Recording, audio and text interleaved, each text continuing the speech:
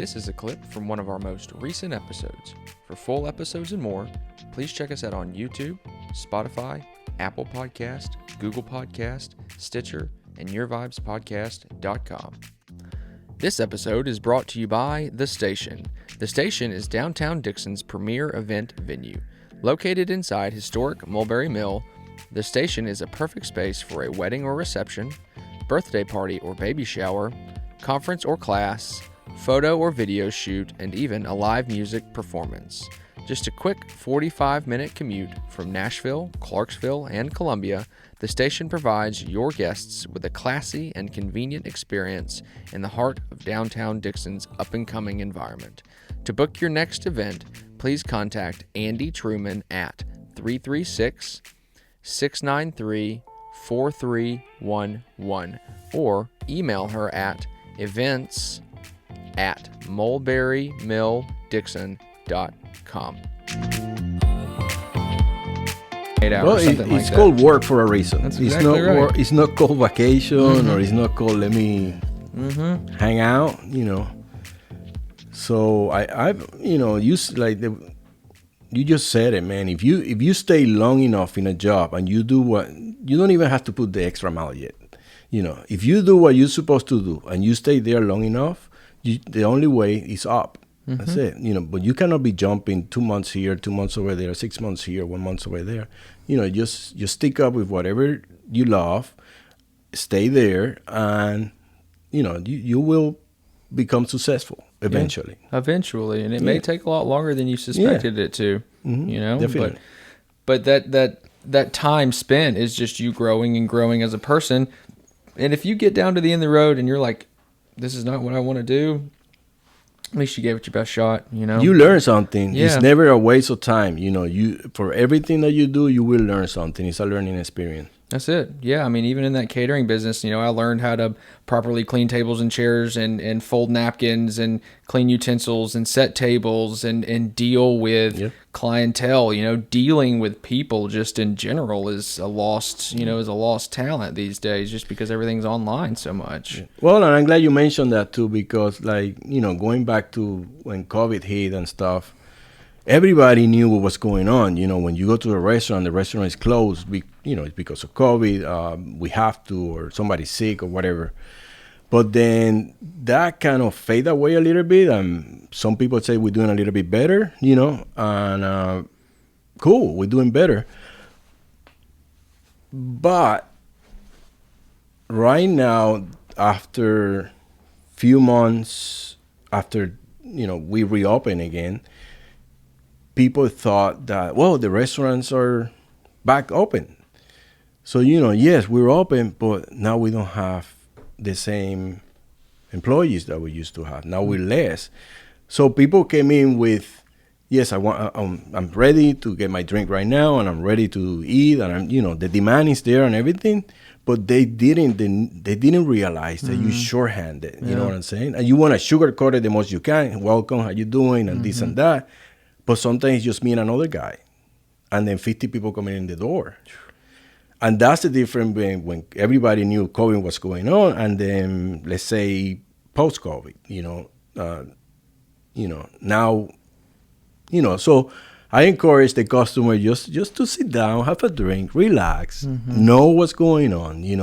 We shorthanded, and when I say we, it's a lot of restaurants in town, in the nation. So, there's a for hiring sign everywhere I go. Yes, I mean, you walk in any door of any restaurant, they will hire you pretty much on the spot, at least to be a dishwasher or, a server or something like that. Yeah. So, maybe some people don't realize that is just, you don't have the help that you used to have. And it's becoming an issue that I never had before. Just to reiterate that, I think that, and I see all this stuff on, Hip Dixon or Facebook or whatever it may be.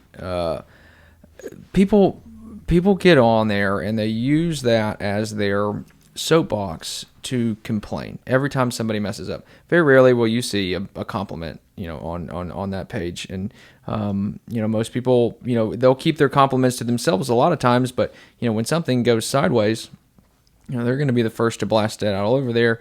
And, I think that a lot of those people have never owned a business in their life, and I've followed some things. And, if any of my friends kind of get caught up in that hubbub of, the keyboard warrior type thing, my first question, and I try not to get too involved, but just to kind of shift the perspective is, have you ever owned a business, period? Especially a restaurant business or a hospitality business, and then things kind of go quiet at that point. I think people that weren't, besides the fact of them maybe having to stay at home or they can't go to these certain places that they're used to going to, it's tough for someone who hasn't been in a business owner's shoes to step into those shoes and realize, like, this isn't just we were opened and COVID hit and we had to close and now we're back open kind of thing. I mean, there was obviously a lot of heartache that went on in between that closed period of, like, what are we going to do? How does